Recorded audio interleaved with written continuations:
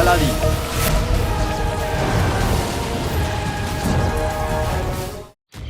ছোট্ট লাগে এই ভূমি, ছোট্ট লাগে আকাশ। আমার পাজামা হলো এত বড় যে ঢুকে পড়বে পুরো দুনিয়া। চিনু, আমি একটা সুন্দর কবিতা বলতে যাচ্ছিলাম আর তুই সব খারাপ করে দিলি। মা, জিনু, তুই এই পোশাকে কাজ কি করে করবি? তোর তো আলাদিনের মতো পাজামা পরা উচিত ছিল। মা, আমার কাছে এরকম পাজামা নেই। আর যখন আমি পাজামা পরি এমন মনে হয় যে আমার পা দুটো ভাগ হয়ে গেছে। তবে এই পোশাকটা ভালো না? আরে জিনু আমার ভাই, খুব ভালো লাগছে। দেখিস, খনি তোকে দেখে এই নিজে নিজেই ঘুরে যাবে। সত্যি? না। জিনু, তুই কার কথা শুনছিস? এক মায়ের কাছে তার সন্তানকে সব পোশাকে সুন্দর লাগে।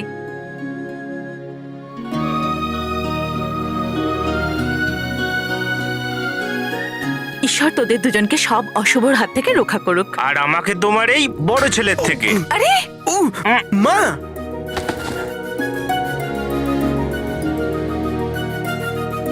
দেরি হয়ে যাচ্ছে, যা।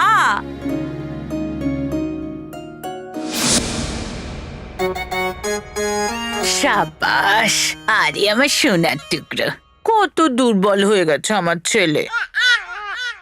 গুল্লু বাবা, এইভাবে ঘরে বসে বসে কতদিন খাবে বাবা? বাবা, কোনো তাড়া নেই। 4-5টা পরোটা আরো বানিয়ে দাও। 4-5টা? হ্যাঁ। এক্ষুনি বানিয়ে আনছি। 3, 4, 5। বাবা, আর খাবি? কোনো তাড়া নেই। খনি কি তোর বাবা গিয়ে খুঁড়বে? আমি সব জানি। ইচ্ছে করে তুই দেরি করছিস। প্রথম কথা তো এটা, তুমি পিঁপড়ের বাড়িও খুঁড়তে পারবে না, খনি কি করে খুঁড়বে? আর দ্বিতীয় কথা তো এই, আমি তেলের খনিতে কাজ করব না, করব না, করব না। ওখানে আমার এই চেহারা, এই সুন্দর মুখ পুড়ে গেলে? বাবা, আরে রে রে রে রে। গুল্লু, আমার সোনা, আমার কথা শোন। তোর মা অনেক সুপারিশ করে তোকে কাজে লাগিয়েছে।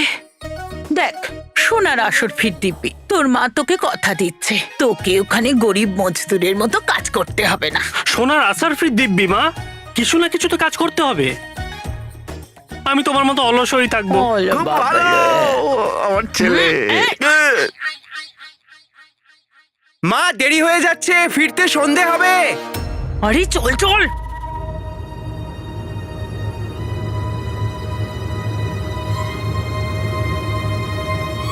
আরে আলাদিন! ও হো হো হো হো হো। দেখলি গুল্লু সোনা, শেখ চিনু আর আলাদিন ওই কাজেই যাচ্ছে। জানিস কেন? কেন মা? সোনার আসর ফির দিব্যি গুল্লু, কারণ ওই কাজের পুরস্কার অনেক বড়। পুরস্কার প্রীতিকে দেবে নাকি মা? এই প্রীতির আচার বানাবি তুই? আরে প্রাসাদে যাবি তো আসল মজা পাবি তুই। ও তো প্রীতির থেকেও 10 গুণ বেশি সুন্দরী। তোর ইচ্ছে, তুই যাবি কি না যাবি, নাকি বসে খাবার খাবি? পুরস্কার তো ভাই তোর ভাই নিয়ে চলে যাবে। হ্যাঁ গুল্লু। না না না না না ভাই না, আমি যাবো, আমি কাজ করবো। সাবাস আমার সোনা, আমি জানতাম তুই নিশ্চয়ই যাবি। কাজ কর, তোর মা তোকে দুটো নয় একটা, তাও আসল আসর ফি দিচ্ছে। টাঙ্গা গাড়িতে যাবি, তাহলেই আগে পৌঁছবি। আমরাও আসছি, যা যা। জয় হোক তোর। কিন্তু মা, যদি আমার চুল খারাপ হয়ে যায়? এখনই চুল তো ঠিক বাবা করছি, দাঁড়া। বাবা বাবা। ও আরে খুব দরকারি জিনিস আনতে ভুলেই গেছি, দাঁড়া আমি এক্ষুনি আনছি। আমি মায়ের সাথে যাচ্ছি, তুমি এখানে দাঁড়াও।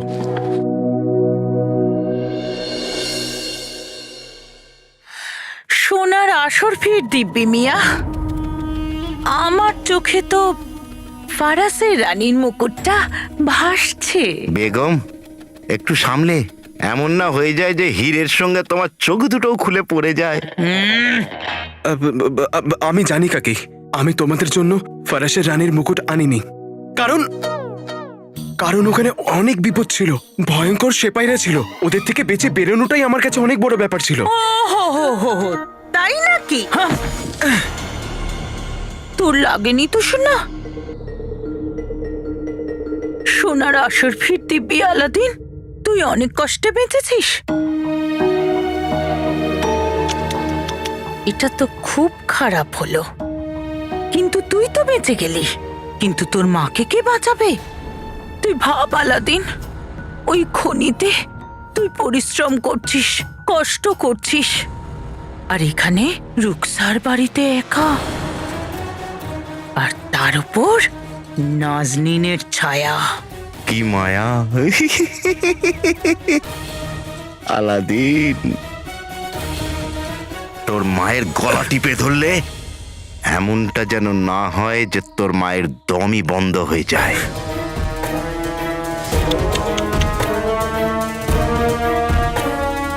তোমরা তোমরা আমার মাকে নিজের মতো ছেড়ে দাও।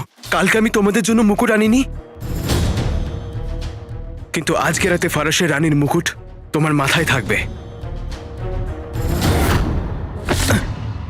যদি তুই মিথ্যে কথা বলিস তাহলে আমাদের থেকে খারাপ কেউ হবে না। এই, এই, বাবু, মন দিয়ে কাজ করবি। শোন, আমাদের সিন্ধুকে আজ রাতে ফারাসের রানীর মুকুট যেন থাকে, বুঝলি কালা?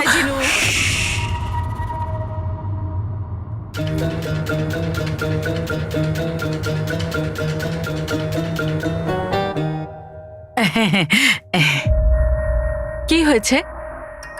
হয়েছে কি আর হবে রুকসার, আসলে আমি জানতে পারলাম যে আলাদিন একটা ভালো কাজের জন্য যাচ্ছে, তাই আশীর্বাদ দিতে এসেছি। খোদা করুক তোর আলাদিন মাথায় যেন জয়ের মুকুট পরে আসে। হ্যাঁ হ্যাঁ হ্যাঁ, চলো, আরো অনেক কাজ আছে।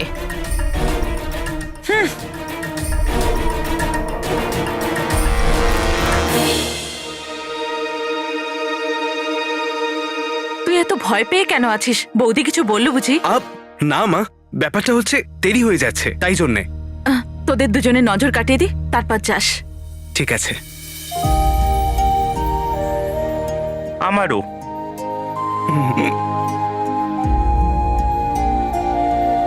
নিজেদের খেয়াল রাখিস। ধন্যবাদ মা, খুদা হাফিজ। খুদা হাফিজ। ওয়েল হাবিবি, ওয়েল হাবিবি, ওয়েলে ওয়েলে ওয়েলে হাবিবি। ওমরকে আমি বহু বছর ধরে চিনি। ওর মতো বিশ্বস্ত আর বাহাদুর সেপাই আমি আগে দেখিনি। ওই কালো চোরকে আমার পায়ের তলায় এনে রাখবে ও।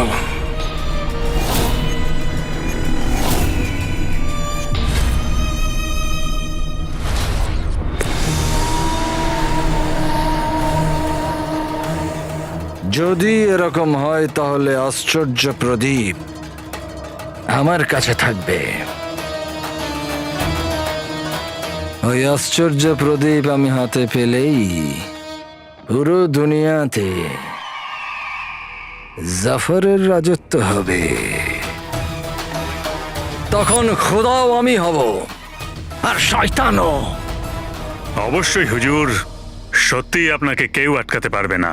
এখন আমি যখন আমার ভাগ্যে এটা লিখে দিয়েছি তখন সেটা হবেই। তারপর কালো চোরও আমার কাছে বন্দী থাকবে। এবার শুধু প্রিয় রাজকুমারীকে তার জায়গাটা বোঝাতে হবে। ও এই কথাটা তো বুঝুক যে গোফর সঙ্গে টক্কর নেবার পরিণতি কি হয়। হুজুর, রাজকুমারী তো আপনাকে দেখে পাগল হয়ে যাবে। আপনি ওনার জন্যই তৈরি হচ্ছেন। না মূর্খ, আমি আমার সব থেকে প্রিয় খেলাটার জন্য তৈরি হচ্ছি। মৃত্যুর খেলা। হুজুর, রাজকুমারী তেলের খনির দিকে যাবার জন্য প্রস্তুত। উনি আপনার জন্য অপেক্ষা করছেন। খুব ভালো। টাকলা, তুমি জানো তো কি করতে হবে? আগে হুজুর, সব কিছু তৈরি আছে। রাজকুমারীর বাগদাদকে নিয়ে দেখাই স্বপ্ন আজ প্রথম দিনেই ভেঙে যাবে।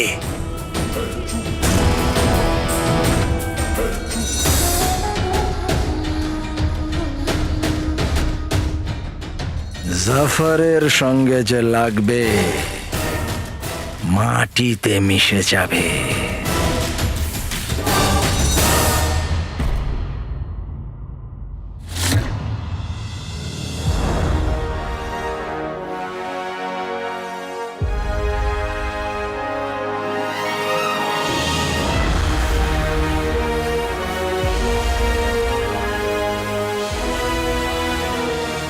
আকা, আমি ভাবিনি যে এই কাজের জন্য এত লোক রাজি হয়ে যাবে।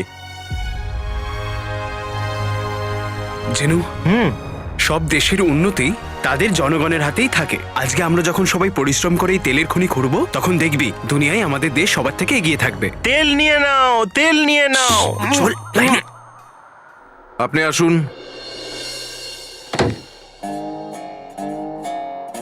নাম? হ্যাঁ বলুন। নাম? আলাদিন। নাম তো শুনেছেন নিশ্চয়ই। আলাদিন? না, আমি তো শুনিনি। এখন শুনলেন যে? আর আমি জিনু, এর ভাই। ও বলতে চাইছে শেখ জিনু। হ্যাঁ হ্যাঁ। ঠিকানা বলো। 3 নম্বর ঘর, 7 নম্বর বাড়ি, মেহেরবান গলি, পাড়া আলবুজ, বাগদাদ। আপনি ওই বড় খেজুরের গাছটা দেখেছেন? ওটা আমাদের বাড়ির কাছেই, এত কাছে যে খেজুর আমাদের বাড়িতে এসে পড়ে, এত কাছে। এখানে কাজ করার মতো লোক চাই। খেজুর খেতে হলে নিজের বাড়ি যাও। ক্ষমা করবেন, পরের বার আমরা ঠিক খেয়াল রাখবো।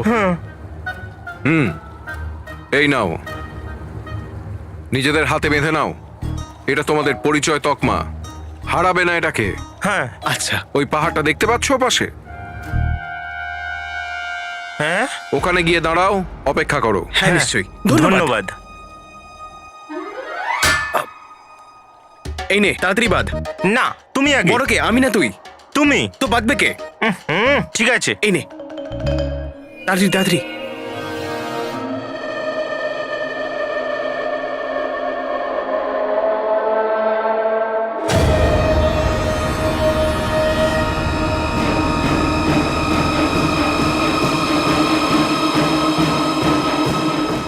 বছর আগে কুফো এখানে 20 জনের প্রাণ নিয়েছিল। জানি না আজ কতজন মরবে।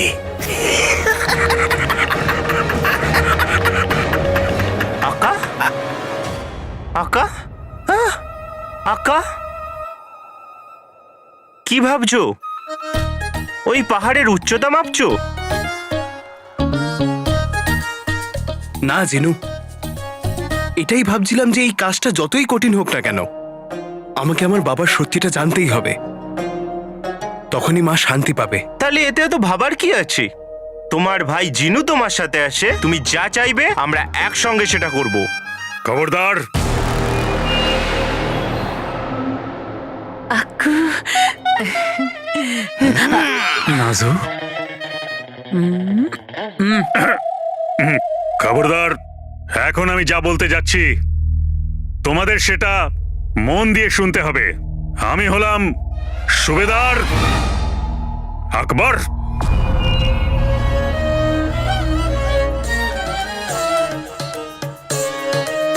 কে আমি? সুবেদার আকবর।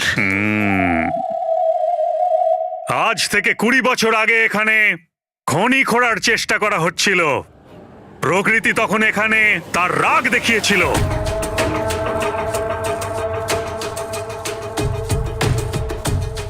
এই জন্য এবার আমরা আমাদের কাজ শুরু করার আগে প্রার্থনা করব যাতে খোদা আমাদের ওপর দয়া করে।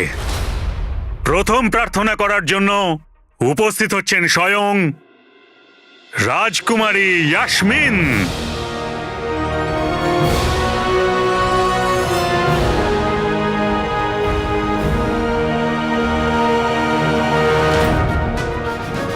হায় আল্লাহ, আমার বৌমা।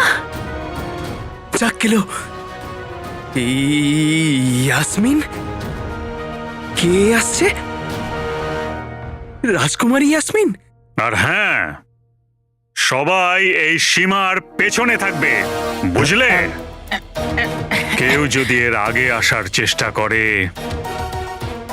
তাহলে তার শিরচ্ছেদ করা হবে। চলো। চল।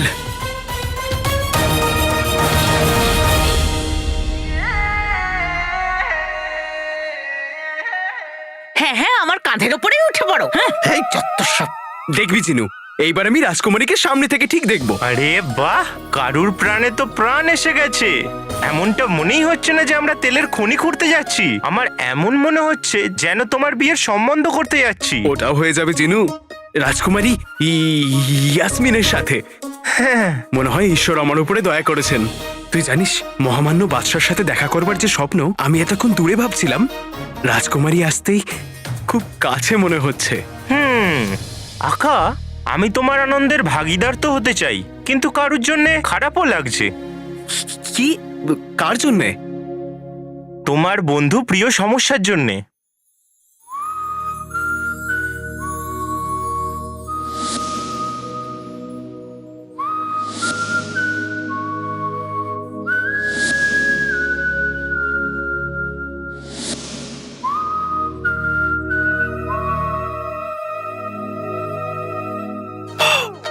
নকল চোর? হ্যাঁ, তোমার নকল চোর। আমার নকল চোর কি জিনু? ভালো বন্ধু, ব্যাস। কিন্তু রাজকুমারী, রাজকুমারী তো আমার জীবন, যাকে নিয়ে আমি আমার সব স্বপ্ন দেখেছি।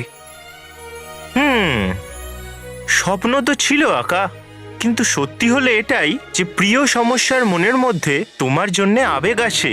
যাই হোক, ওই বেচারি আর কি করে জানবে, উনি যার স্বপ্নে হারিয়ে গেছেন সে রাজকুমারী ইয়াসমিনের স্বপ্নে হারিয়ে গেছে।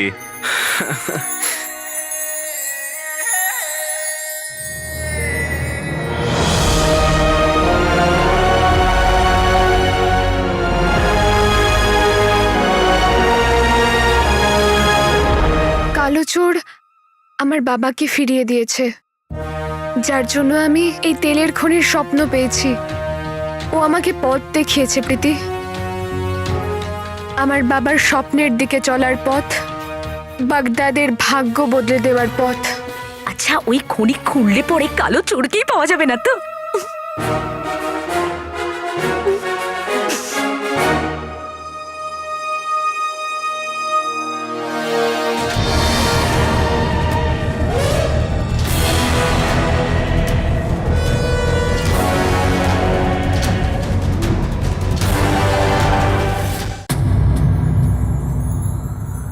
রাজকুমারী, আমরা তোমার স্বপ্নের কাছে পৌঁছে গেছি।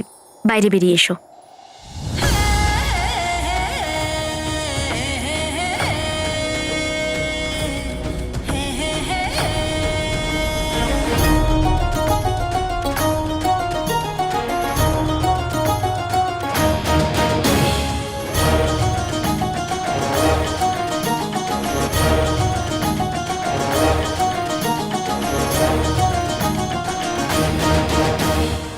এই দেখ প্রীতি,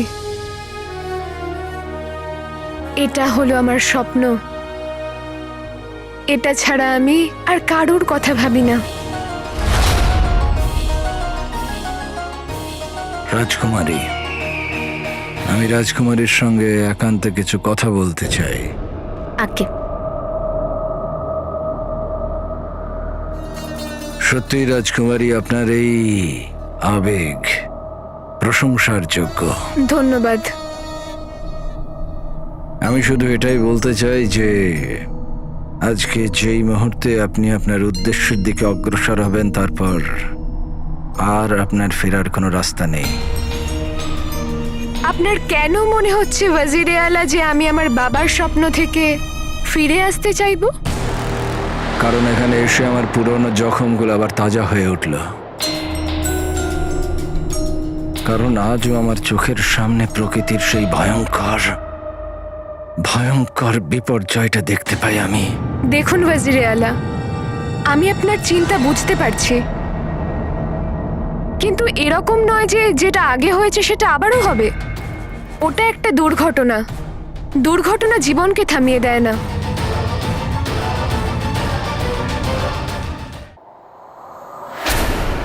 আমি আপনাকে সম্মান করি ওয়াজিরে আলা, কিন্তু আমি আমার দেশের জনগণের ভালোও করতে চাই। সেই জন্য আজকের দিনে আমি এসব শুনতে পারবো না।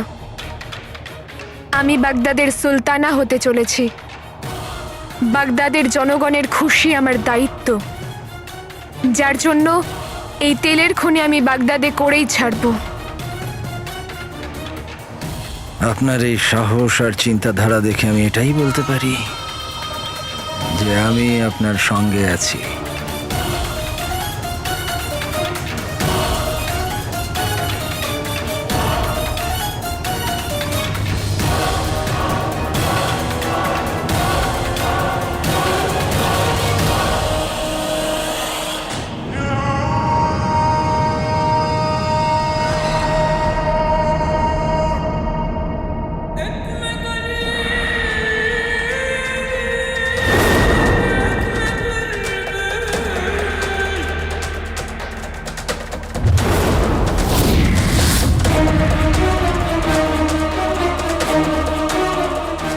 মনে হচ্ছে রাজকুমারী এখনো মানেননি। এখন এই পাথর দিয়ে খনি তো নয়, এদের সকলের কবর নিশ্চয় করা হবে। আপনার এই যে দিয়ে আমাকে বাগদাদের সিংহাসনে বসাবে রাজকুমারী। এবার আপনি নিজের চোখে জনসাধারণের ভয়ঙ্কর মৃত্যুর উৎসব দেখবেন। আপনার আত্মা এমন ভাবে কেঁপে উঠবে যে আজকের পরে আপনি বাগদাদের সুলতানা হবার স্বপ্ন দেখবেন না।